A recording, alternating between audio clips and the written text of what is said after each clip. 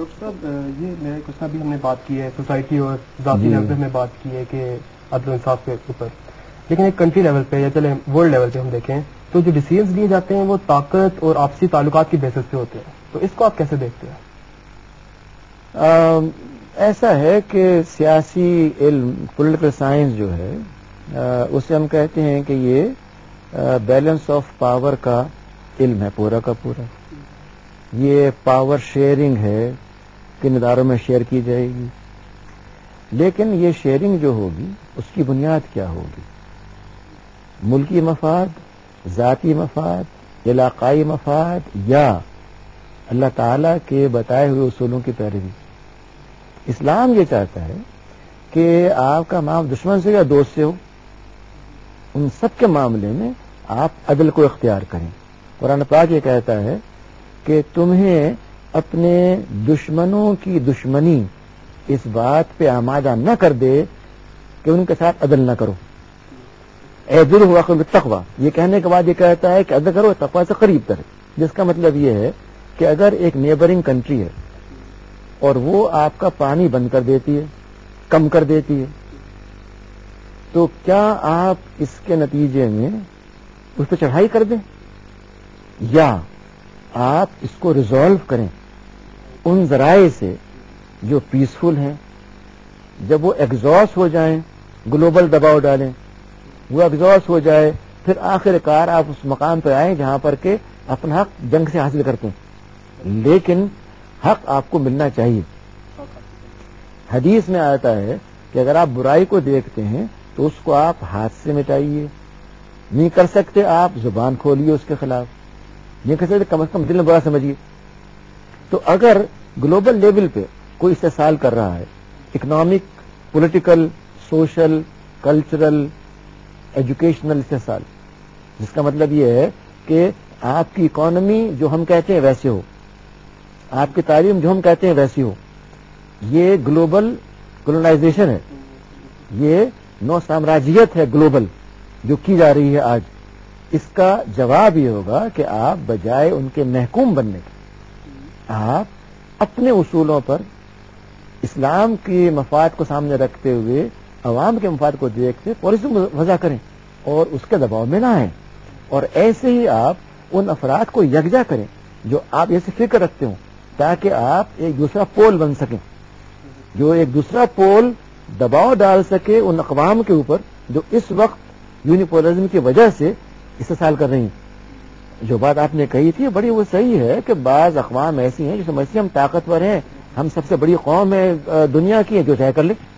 اس کا علاج محض بد دعائیں نہیں ہیں، بلکہ اس کا علاج یہ ہے کہ آپ ایک نیا پول پیدا کیجئے جو اس پول کو مجبور کرے عدل کرنے کے اوپر. ڈاکٹر صاحب، جب بھی ہمارا کوئی معاملہ کسی معاملے میں انصاف چاہیے ہوتا ہے تو ہم ایک شخص کے پاس جاتے ہیں. اس شخص کی کوالیفیکیشن کا معیار کیا ہونا چاہیے جو ہمیں اس بات کا ضامن ہو کہ ہمیں جو انصاف ملے گا وہ بالکل جسٹس پہ ہوگا؟ اس شخص کی کوالیفیکیشن کیا ہونی چاہیے؟ یا وہ کلاس کا ٹاپر ہونا چاہیے، وہی صرف انصاف دے سکتا ہے، یا اس کی کوئی اخلاقیات یا اس کا کوئی کردار بھی معنی رکھتا ہے؟ دیکھیے، جو بات آپ نے بعد میں کہی ہے وہ بڑی اہمیت رکھتی ہے. ایک شخص علم کے لحاظ سے افلاطون ہو سکتا ہے، لیکن اگر وہ اپنی شخصیت و کردار میں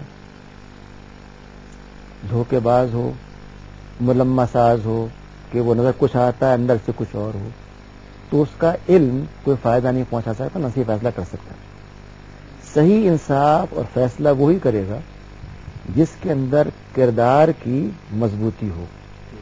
چنانچہ اسلام کے اندر جج کے لیے یہ لازمی ہے کہ اس کا ذاتی کردار شک و شبہ سے بالا تر ہو.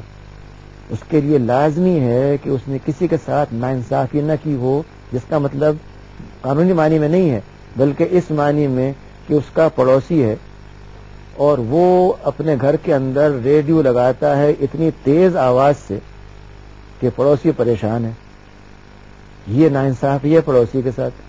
اس کا پڑوسی ہے وہ بھوک سے پریشان ہے اور یہ اپنے گھر میں روز باربیکیو کرتا ہے، یہ اس کے ساتھ ناانصافی ہے.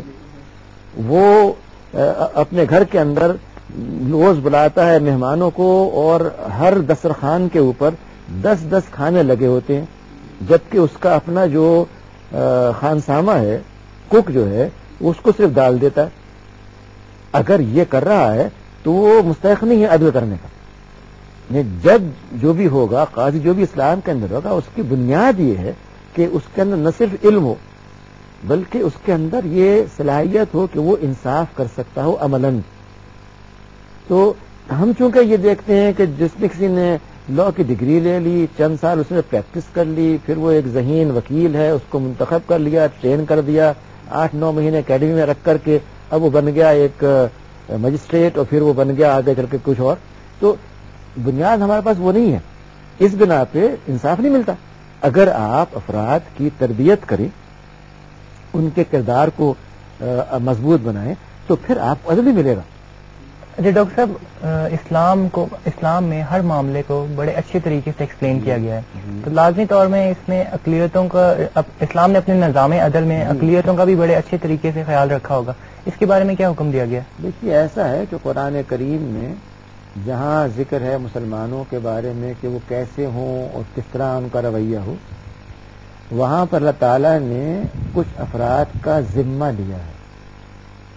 اور ذمے کا مطلب یہ ہوتا ہے کہ ان کا تحفظ، ان کے بارے میں جواب دہی اللہ کا، اللہ کے رسول کا اور امت مسلمہ کا فریضہ ہے. اس لیے جو لفظ ذمہ کا ہے، اس کا مطلب یہ ہے کہ ان کے جو بنیادی حقوق ہیں ان کا ذمہ ہم لے رہے ہیں. اگر اسلامی ریاست کے اندر کچھ اقلیتیں پائی جاتی ہیں، ان اقلیتوں کے جو حقوق ہیں وہ قرآن و حدیث نے متعین کر دیے ہیں. ان کی مکمل مذہبی آزادی، شخصی آزادی، ان کے خاندانی نظام کا، ان کے تعلیم کے نظام کا انڈیپینڈنٹ ہونا، یہ سب چیزیں واضح ہیں، اور اس بنا پر ان کے لیے کوئی پریشانی کا امکان نہیں ہو سکتا. بہت شکریہ ڈاکٹر صاحب، ہمارا وقت اس وقت ختم ہو رہا ہے اور آپ کا وقت بھی قیمتی ہے. آج اجازت چاہیں گے، انشاءاللہ کل حاضر ہوں گے. بہت شکریہ.